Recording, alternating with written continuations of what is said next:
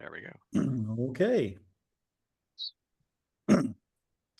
And anybody noticing that Bob has put a bunch of cool things, as usual, into the comment section. So be sure to check those out. He always has great links.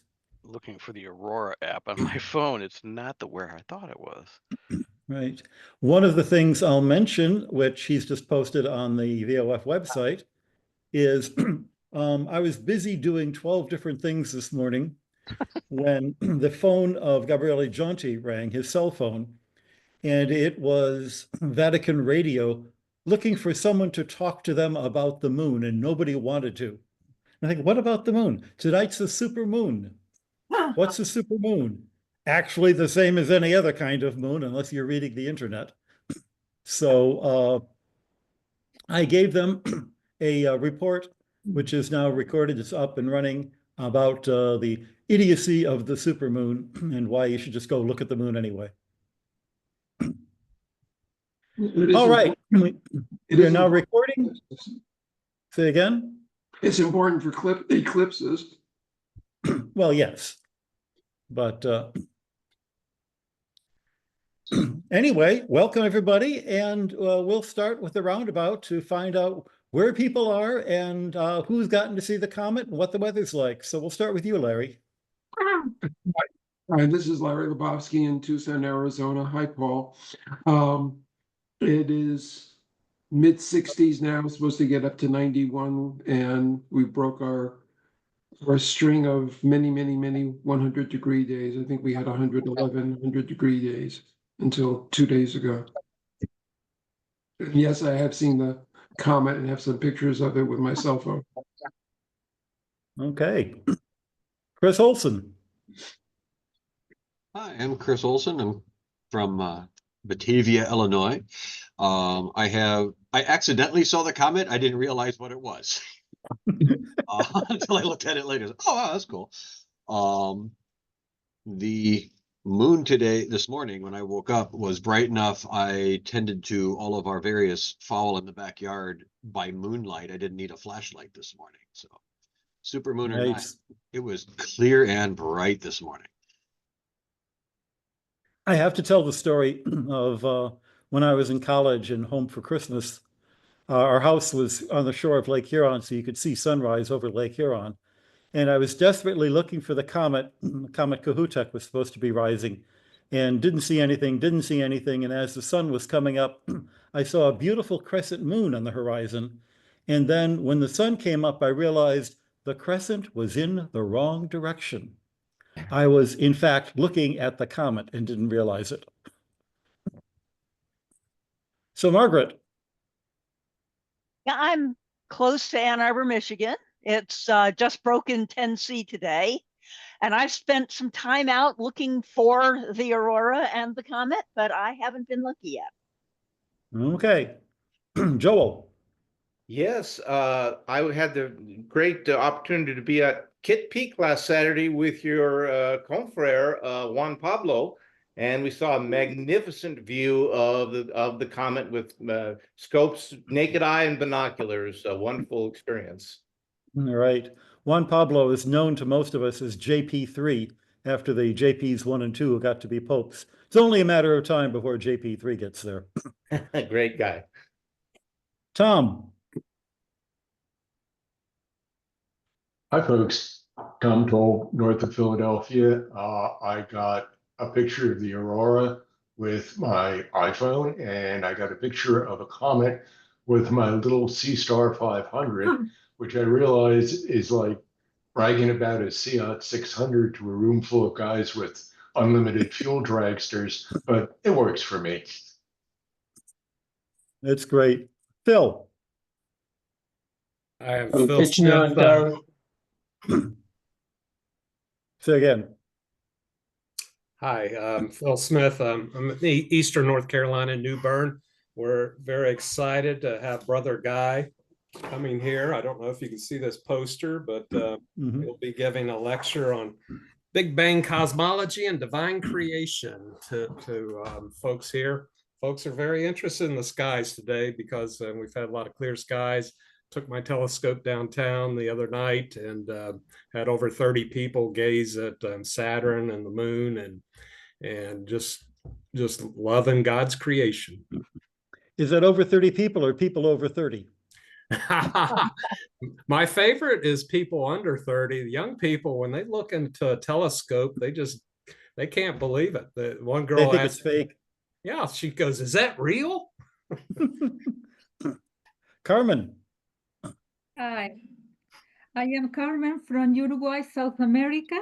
We are in spring, thus cloudy skies and storms, but I could see the moon last night. It was really nice.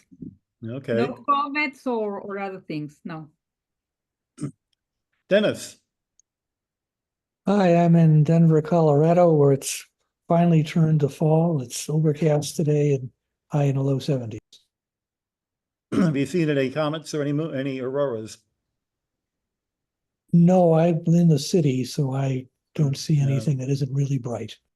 Okay. Chris Kennedy. Hello from New York City. Yeah, I have missed the comet. I missed even the Northern Lights, but I know my parents who are in Connecticut saw beautiful Northern Lights. The brightest thing today are all of the ball gowns I'm seeing in my office building because it's the Al Smith dinner. I don't know, Maureen, if you're in the office today or not, but all of the people are going are in ball. So that's the shiniest thing that I'm seeing. My invitation must have been lost in the mail, alas. Richard. It's 72 degrees in Corpus Christi. It's a beautiful day, cool after the summer's heat. I saw the moon, but also I've been practicing this how to say moo ah. I mean that interstellar interloper that came through here back a couple of weeks ago or a couple of years ago. I'm just wondering if that's some indication of some. I know its rotation is 8.1 hours. Is that some indication of the universal hum that everybody keeps talking about? And they say the word to name the chord is important to some, and they give it a name, and the name is Aum. I'll mention that I was visiting a colleague of mine, University of Oklahoma, and his sister texted and I said, "I'll bet you guys are all just sitting around quoting Moody Blues lyrics." So in honor of him, I've just done that. Maureen. Hi, yeah, no, Chris, I'm sorry. My invitation to the Al Smith dinner was lost in the mail too. And for that, I give grateful thanks to God. I can think of better things to do with money than that. But anyway, like Chris, I didn't get to see very much. I did see the full moon, but listening to everyone here, can you hear me? I have a soft voice. But listening to everyone here, I'm reminded that years ago when I worked at Villanova University and I used to do a 3-day-a-week commute, I think it was the Hale-Bopp comet used to keep me company going home in the evening, and all the way along the Pennsylvania Turnpike. And then I would go over the river and get onto the Jersey Turnpike and see nothing. But it's a happy memory. Quick question: is your Phil mentioned your lecture coming up? Is that going to be recorded and available to the rest of us? I'll refer to Phil about that. Yes, it will be, and perhaps Chris will put it on the Sacred Astronomy website too. But there'll be a link to Rothmel Foundation. Okay. I'll make sure up online. Okay, thanks. Thank you, Chris. Okay, Rob Lorenz. Yep. Yeah. I'm here in Tucson, and got a very nice view of the comet. I happen to be doing an evening hike at Joshua Tree National Park, which has great night skies, and got a pretty pristine view of it over the horizon.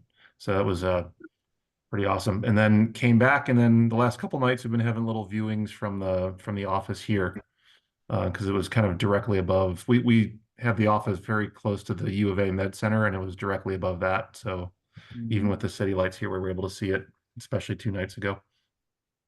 Excellent. Yeah. And the Reverend Mr. Phillip.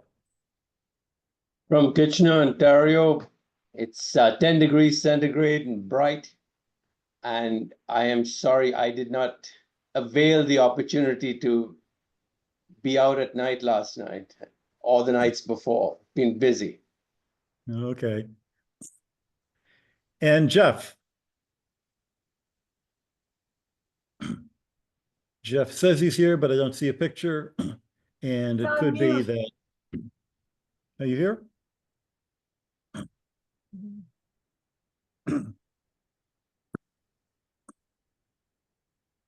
Okay, well, at this point then, thanks all for coming. I will turn the microphone over to Paul Gabor, and he'll tell us what the latest news is at the VAT.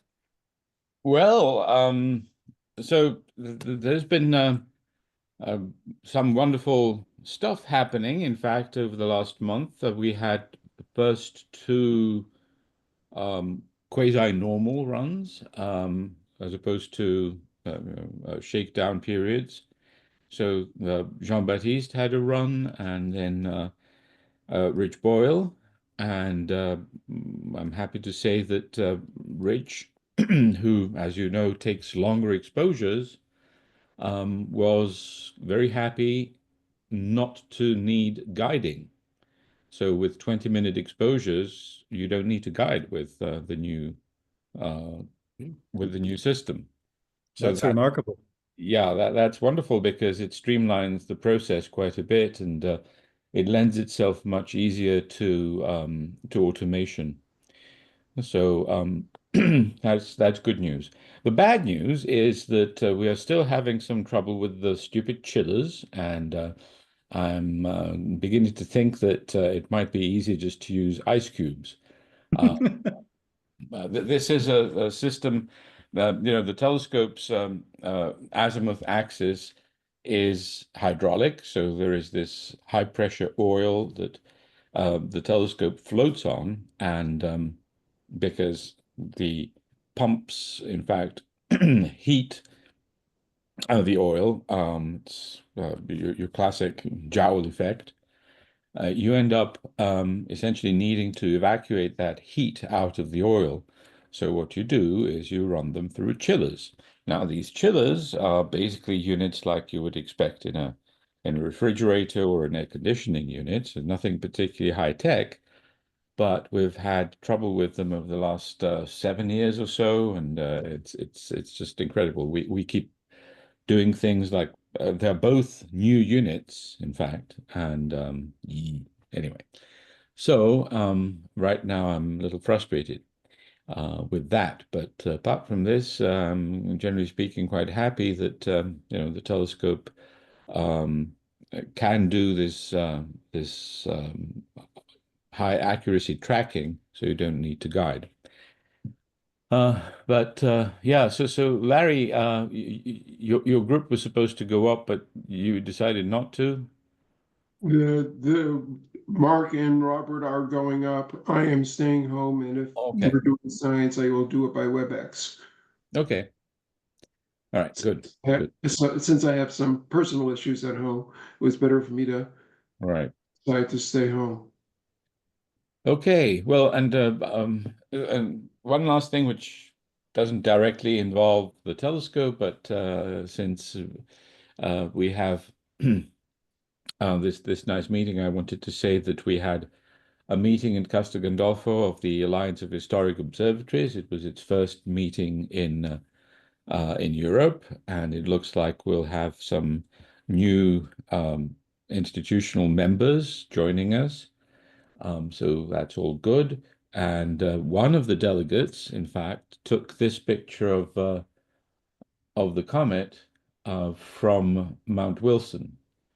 So Tim Thompson is a delegate to the Alliance of Historic Observatories from Mount Wilson. So this is one of his pictures. So you can see, number one, that you can actually see. Which is, I haven't. We're not seeing anything. Well, you need to go to the chat and click on that really ugly looking link. Ah, you have to go to the. Is it possible to share the screen? I could try that. Let's see. No, I can't. All right. Anyway, the thing is, I the- can. oh, you can. Okay. Yeah. What I find particularly interesting about that image is that it was taken from a building called the Monastery on Mount Wilson, which I visited, and so I knew that you could see bits and pieces of LA from there, except that in this particular image you can see it very clearly, and the reason is that there are no trees left after the fire. So that certainly didn't help with dark skies up there, because as you can see, LA is kind of bright. So yeah, but also notice that you can actually see the ocean. Oh, sure. Very nice. Sorry. Anyway, it's kind of funny. So all right, so that's enough about the comet, I'm sure. So the meeting went very well, also thanks to today's guest of honor, who helped quite a bit, and so I'll leave it at that. Thank you. All right. So it is my delight to introduce to you guys Jacek Olczyk. I hope I've done that right. Yeah, Okay. that's great. I think growing up in Detroit, you'd think I'd be used to good Polish names. Jacek is, I don't know, are you the newest or the second newest member of the Vatican Observatory? What day did you arrive? I arrived here 26th of August. And Rob, when did you arrive? The 10th, You're muted. 10th of August. Ah, see, so by 6 days, Yeah. or 16 days, 16 days. you are the newest member of the Vatican Observatory. It's great to have you here. You're not an astronomer, but you do have an interesting techie background. Yeah. And I first want to get people to know a little bit about you. Where are you from? Where did you grow up? Okay, so I'm from Poland, the city which is in the center of Poland, which calls Łódź or Lodz. Its most international name is Lodz. And there I did, before I entered to the society, I did The Society of Jesus. the Became a society- Jesuit. okay, Yeah. yeah, I'm a Jesuit. Before I've entered to the Society of Jesus, I did my master degree and engineer title in chemistry of food in the Tech University, you know. Yeah, so and just after I did this, I finished my studies, I've entered to the society, and then of course, I did my novitiate, and then I did my. Wait. Okay. Tech on food. What kind of food? So my specialization was starch and things with, you know, the sweet things like cookies and cakes. And Yeah, things like yeah. that. So that was my specialization. In particular, what were you studying?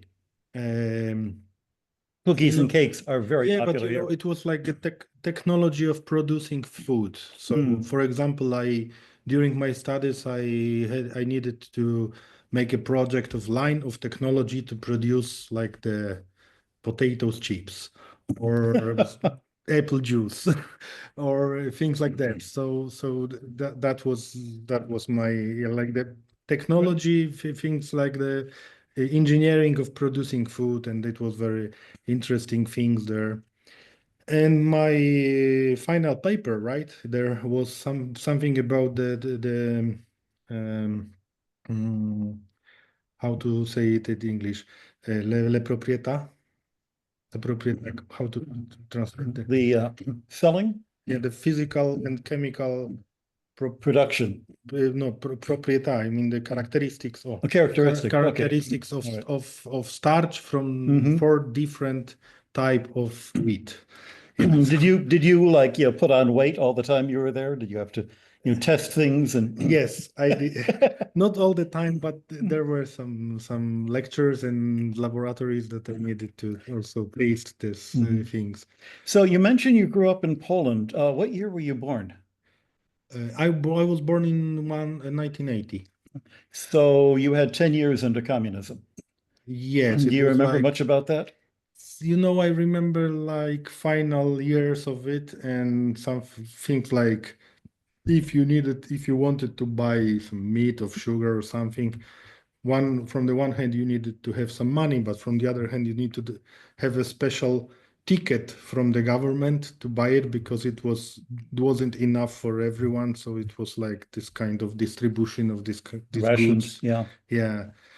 So I remember things like that. I remember the moment of transformation, like the hyperinflation in Poland. I remember my parents speaking about that they earned some money, and like 3 days later it was like nothing. I remember long lines of cars, they waiting for the gas line, gas because there was no gas in the gas stations. So yeah, but it's like the memories of child, you know. Yeah. I know that Michael Heller, the great Polish astronomer and priest, used to come and visit the Vatican Observatory all the time when communism was still around. And the people always here remembered that as soon as he came, he would eat bananas. Yeah. Because bananas were impossible to get there. It was very hard to get there, yeah. Or the oranges from Cuba, Cuba, because it was like the connections between the communist countries. But these oranges has a skin like 3 centimeters. No, so there was a little juice and something inside, a lot of skin of orange. Yeah, so I remember things like that. Yeah. So at that time, was there anything? Were you raised in a Catholic family? And not very much. Not very much. My father wasn't. He called himself an atheist. My mother was, how to say, not a passionate believer. Well, how did you wind up being a priest? It was, and then particularly, how did you wind up being a Jesuit? Yeah, but this was quite, how to say, when I was 20, more or less, I finished my process of discovering the soul, I can say, you know, like the poetry, literature, some kind of internal movements, experiences. Was it any particular writer or? No, there was no one who I was inspired from different people I've met and different kind of art that I've met, and I was inspired by that, and I started to pray. And after some weeks, months of this, like my very personal prayer without any structure of anything, I started to experience something. And in that way, I discovered that God is a living reality. Elvis, at the same time that you're studying starches and how to make, how to manufacture potato chips. Yeah, it was, but for me, during the studies, I also find a Jesuit church in my city, and I started to participate in one prayer group and doing my spiritual exercises every year during summer. So in that way, I discovered also the Ignatian spirituality. And I did my decision to enter to the society after graduate the university. If you hadn't done that, what was the job you were likely to have gone into? Oh, it's probably yeah. Oh, that's interesting. The people who finish my faculty, they are doing a lot of things, a lot of things, and just less number of them are working really at the food technology, food engineering stuff. But it's like I've imagined, because if I want to say to you something. When I studied this kind of engineering, we had lessons about how to project the buildings because they will be able to produce food inside of them. It's not so easy, there are some specific things. I've studied something about the mechanics. I've studied something about the math. Something about how to manage the waste after the production of food. So there are a lot of like different inputs. I think that the thing is that one who is engineering this thing have to be able to speak with other different people with them, cooperate with them to create really good, I don't know, food fabric, right?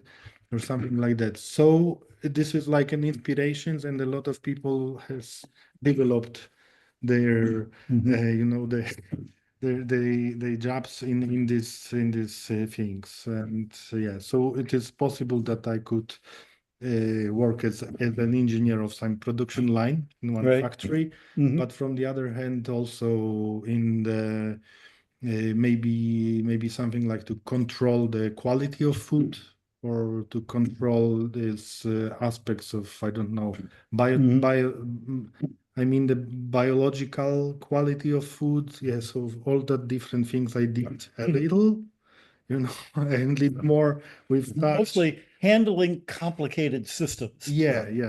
Right. Complicating systems. I'm reminded, and I'm trying to drop a name, and I'm blanking on the name, but I'm hoping Bob can help me out.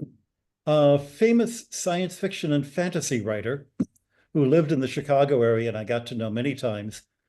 A Grandmaster Award winner. Help me. Angela Zaleski. No. Wrote the series about the ethical torturer.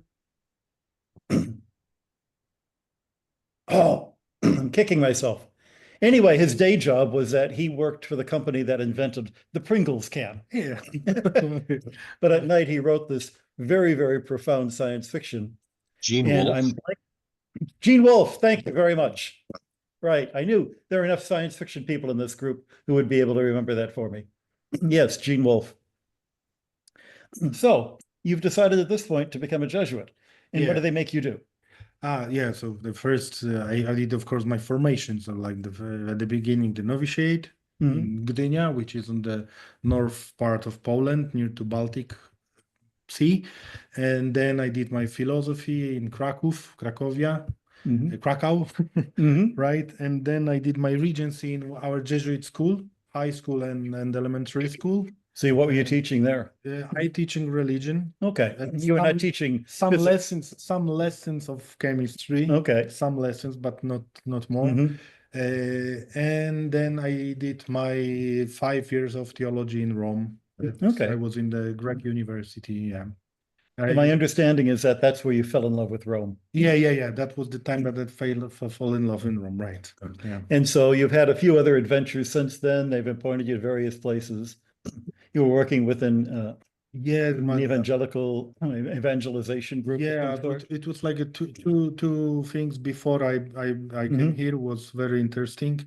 Like first 2 years after my studies, I work, Jesuits before all the war youth days. We organized something we call Magis program. It's very interesting thing, very complicated thing. All I know is that you've got the T-shirt from it. Yeah, but there are like 2,000 young people from all over the pastoral works of Jesuits all over the world. They come to one place and we have a kickoff meeting at the beginning, like 2 days on stadium, on something like that. And after they are divided in little groups, like 20 person, and they go to do something that we call Ignatian experiment.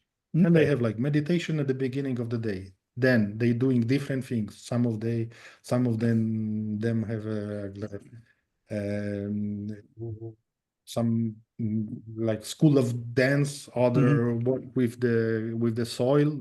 Other with older people. Some with children with some issues, and very a lot of different things. Like 100 groups, over the 100 groups who did different things with the one Jesuit in the group or more. And some animators and things like that. And after 5 days of this kind of work, they come again to other place. We have like the final meeting, and then we go to Worldview Day. So there was a lot of logistics, and I did this part of the organization. And it was also some kind of spirituality. So I created also the team of spirituality, and we prepared all the meditations and all the spiritual program of this meeting. So that was my job there. It was very fascinating contact with people from all over the world, and communications and problems of communications and things like that. And my last job in Poland before I turned back to Rome was like a director of Evangelization Center, and a lot of people, a lot of different areas of things to do. The thing that this highlights to me is the variety of work that Jesuits wind up doing. Yeah. I'm reminded how in Tucson, there's two groups of Jesuits in Tucson. There are the astronomers, and then there are the people who are working at the border with refugees. Yeah. And we're both Jesuits, we both have the same training. Yeah. And at first glance, it's hard to see the connection between the two. But in a sense, that's part of the challenge, is learning the connection. Yeah, and I think that we Jesuits, it's not the point is not what we are doing, but how we are doing the things. Mm-hmm. And this is it's from our spirituality that is, I don't know, because it is always individual, you know, but there is some taste that we can also. There was moments in my life that I recognized a Jesuit, not because he said I'm a Jesuit, but the way of doing things. I discovered, okay, maybe that guy is a Jesuit. So I asked him, and we found that together we were both Jesuits. So interesting. So this is it. Yeah. Well, so you arrived here in August. You've been here a couple of months. Your job is to be the minister of the house, among other things. Yeah. And that means that you have to take care of organizing all the typical things that keep a dozen Jesuits, you know, well-fed, well-stocked. Yeah. What's a typical day for you? So at the beginning of the day, I started the day in my room, so little time of prayer or things like that. And then I walk down to my office. You have to have a long commute to your office. Yeah. Walking downstairs. Yeah, it's a great thing to have different places to work and like a private space in your room. Not in every part of the world is like that. And this is, I love it very much. And at the beginning, I have to meet for a moment the two of our staff, and just to speak a little, talk with them a little about the day, about the things to do, and then I respond to mails. I read the mails, things like that. So this is the beginning of the day. There are other things to. From time to time, go for shopping to make some shopping, bigger things. So where do you go shopping? Where do you buy things for a dozen people? It depends what I need to buy. Every Saturday I go to the bar which is next to our house to buy some cornetto. These are the sweets you have with coffee. Like croissants. Like croissants. So I go there also to take journaling in newspapers. Get the newspapers every day. Newspapers. So this is in the area, and like twice a month I have to go to big Majorana, very big. Majorana is for Italy what, say, Costco would be in America. Yeah, we call it cash and carry, right? Right. I think so. There is, and yeah. Well, you're buying, maybe 500 euros worth of stuff. Yeah. Do you have to have a special permit to be able to purchase things there? Is it only just for large organizations? There is like I don't know how it works, but we have a special badge. Okay. And we can do the shopping there just for them who have the badge, and it's like some kind of agenda. I don't know how it works. And do we have to pay taxes? Some kind of taxes we have to pay. There we don't pay the tax, but as a unit, as an entity who is how to say, rooted in the territory of Vatican. So everything you purchase is an export from Italy. Yeah. Oh, I to a foreign country. I didn't think about it in that way, but this is just like that. This is kind of export. So we pay the different taxes because the other country, like the entity which is in other country has a special right, different rights and different payments. One of the things that I remember reading, and you cannot buy sugar at this place tax-free because according to the Lateran Treaty of 1929, sugar is not free of tax, whereas some of these other items are.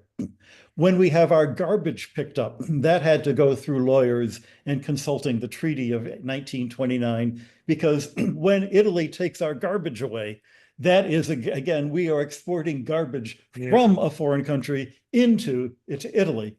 Yeah, that's quite strange thing with some of how to say, areas of life are easier because of it, but some is harder. So yeah. Well, you've got a dozen people living here. Does everybody have sort of their own quirks about what they can eat and what they cannot eat?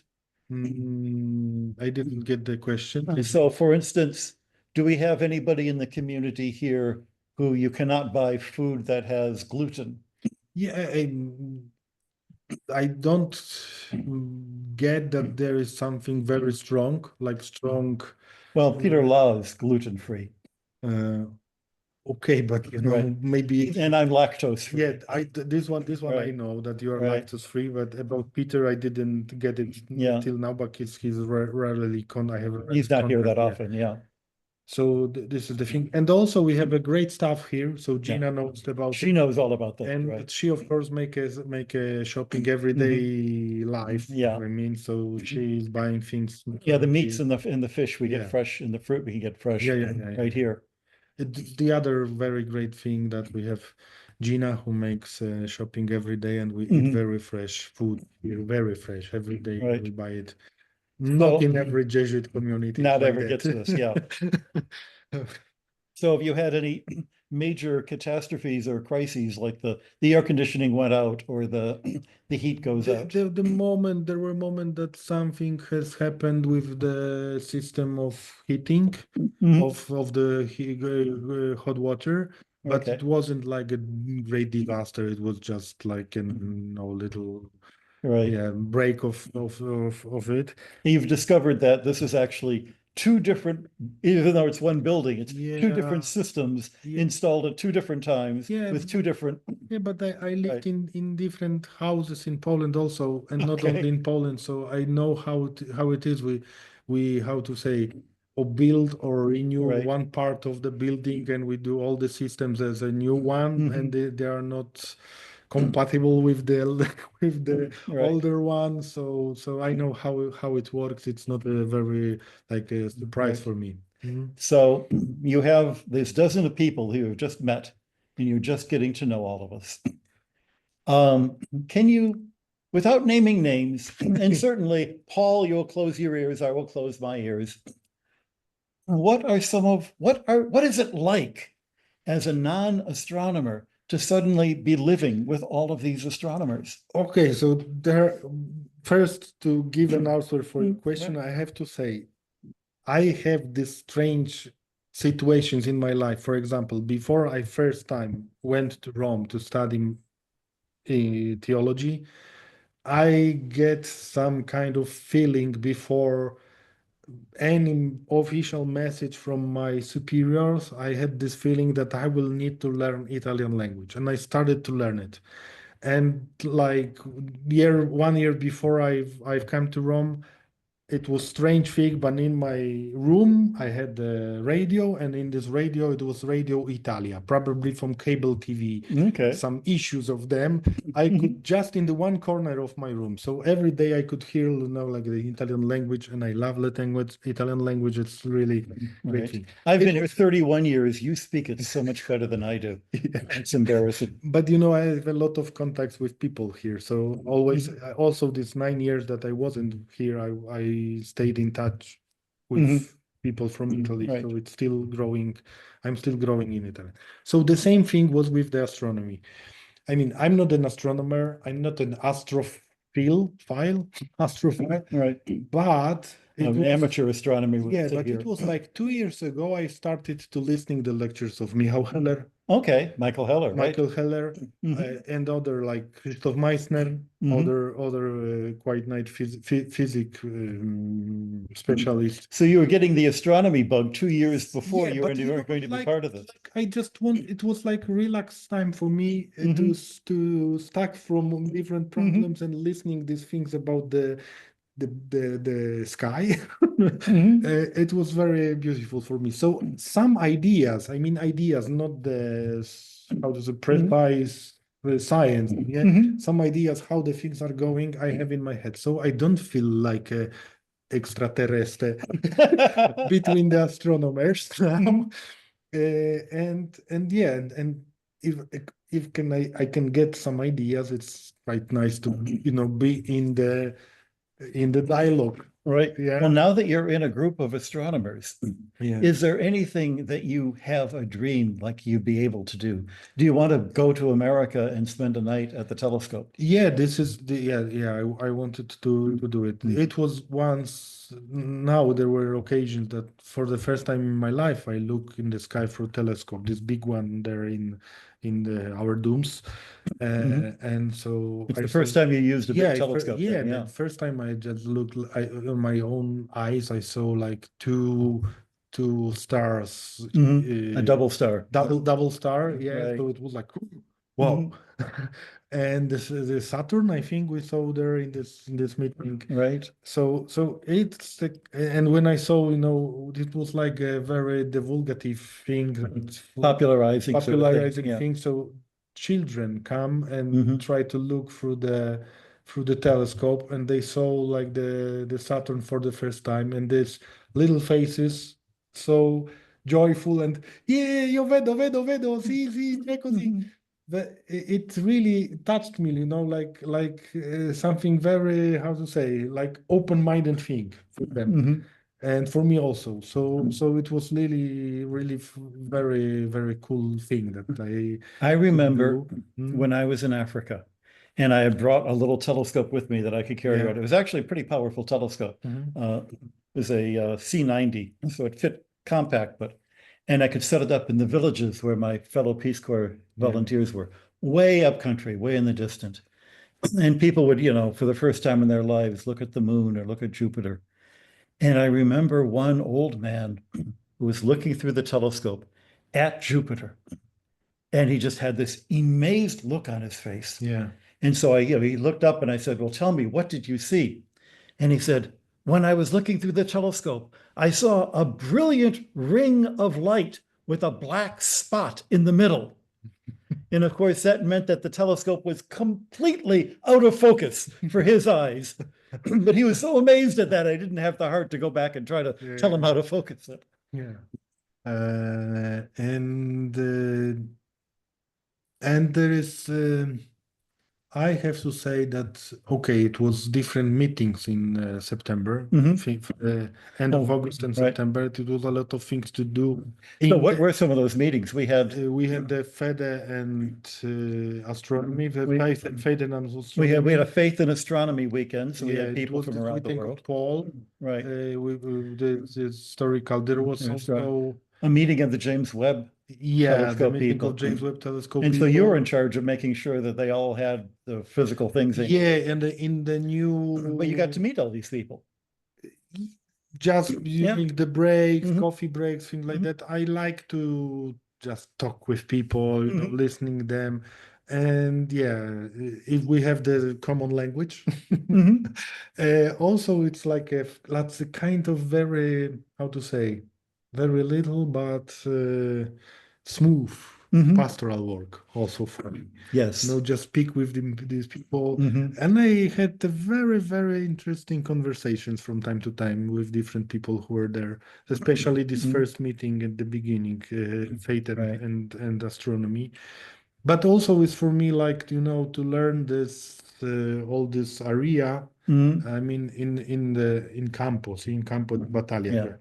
Doing things and doing also some mistakes, but I, step by step, I learn how the things are going here. So you're spending the Sundays, you go to parish, right? Yes. I go to parish to celebrate the mass. Now from the next week, I will start every Tuesday evening. I will celebrate mass in the Aricia. Oh, in Aricia. Okay. Yeah. So the parish priest asked me to this little service. So, well, one of the questions that we always get is, why does the Vatican have an observatory?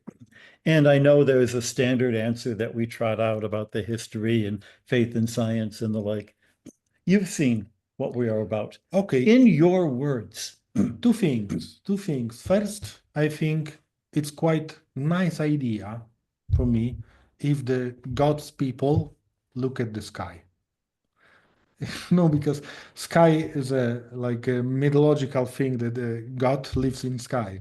So I think it's a very good thing that the church looks at the sky. There is like special forces right in the church that they are looking in the sky, and they are in and touch. actually to not say that we're going to find God there, Yeah. but that in a funny way we do Yes. when we see the beauty in the sky.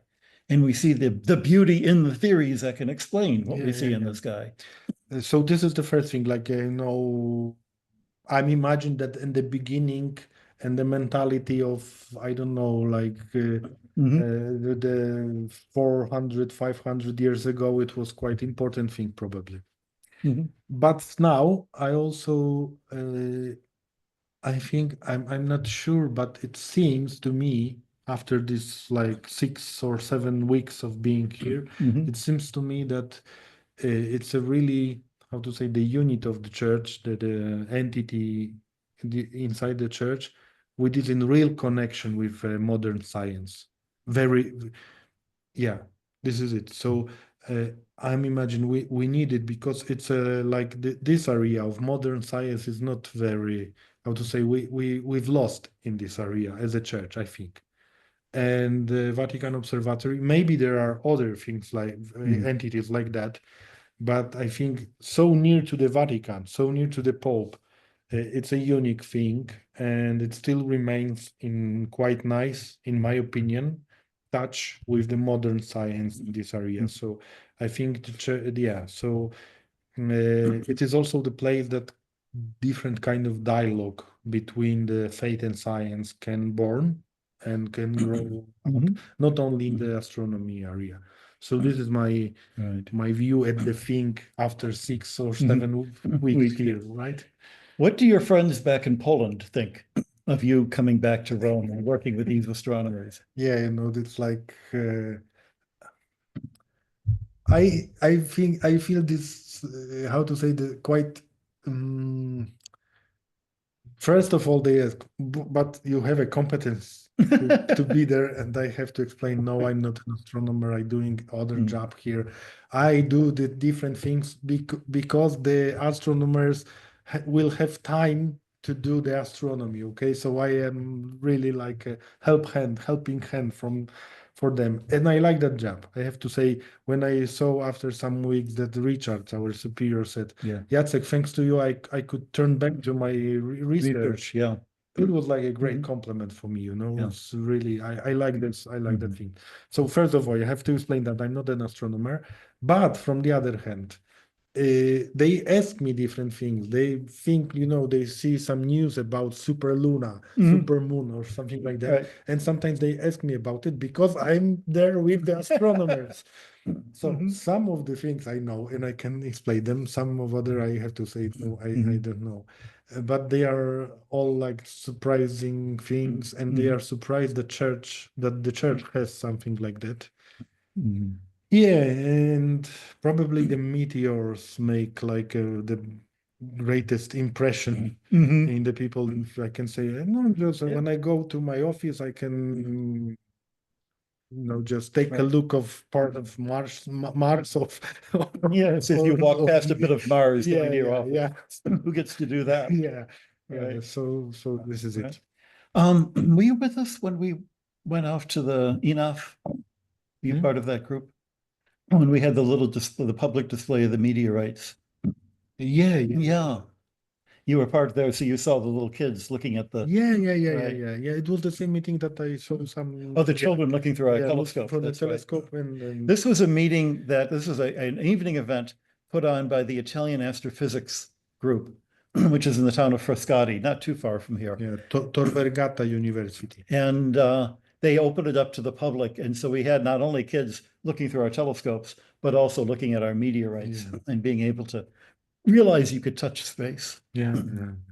And the final question, which goes both to what they think of you working here, but what do they think of you being a Jesuit? What was the reaction to your family when you became a Jesuit and when they heard that you were going to be working with astronomers? Okay. In my family, it wasn't really easy thing. No. Yeah. So my father, for the first time when he heard that I want to become Jesuit, I've heard it after years, but he said to my mom, it's a pity that we don't have a third child. Oh dear. Yeah, but after, because I made a decision like 3 years before I entered, and then also in that time my father died. But some like months, maybe year after this moment that I revealed my decision, it was like a benediction, a blessing. benediction, blessing of non-believer. I mean, he said, I don't understand you, son, but I see that you are very happy after your decision. So I have nothing how to opposite it to that. So this is the one thing. My mother, for the first like 1, 2, maybe 3 years after, on every call that I did with her, at the end of all calls, said at the end, and this end, was when you will be here, when are you coming when out? you're coming back, yeah. But after some years, also my mother has seen that I'm quite happy here, And now my transfer to the observatory. I think she's not thinking about that this is the observatory, but she heard from me that how it's quite to say più tranquillo. Yeah. It's more. You're finding peace. Yeah. Yeah. Because this last year in Poland wasn't very easy to me. It was also some kind of conflicts and things like that in the reality that I worked, and it was quite tough thing. And it was my own city, so we've seen frequently. Is there a feeling that you're far away from home and she misses that? No, probably now we have more contact through the internet than I was there. That's true. But the very important thing is that she can see that I'm okay. Okay. So yeah, she's okay also with. Well, we are delighted that you're part of it. Richard's not the only one who's seen the difference. Richard trying to do 2 jobs, it affected his science. He also didn't have the time to do the things for the community that already you started doing for us. Yeah. So it has been a great blessing to have you with us. But in addition, it's having a person who's not necessarily an astronomer in the community gives us a root, gives us a grounding, and reminds us of the religious aspect of what we're doing. That's nice. And so I'm very happy to hear that. Yeah. Any questions coming from any of the people in the audience at this point? This is a kind of a different thing because we've not been talking astronomy, but I think it's an interesting insight maybe into the life of the Vatican Observatory and why we do what we do. So if there's anybody here who has an issue they want to bring up, type it in the chat or raise your hand.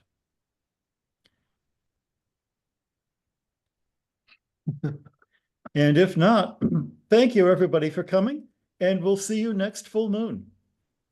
Take care, everybody. Bye, everyone. Ciao. Thank you. Take care. Thank you.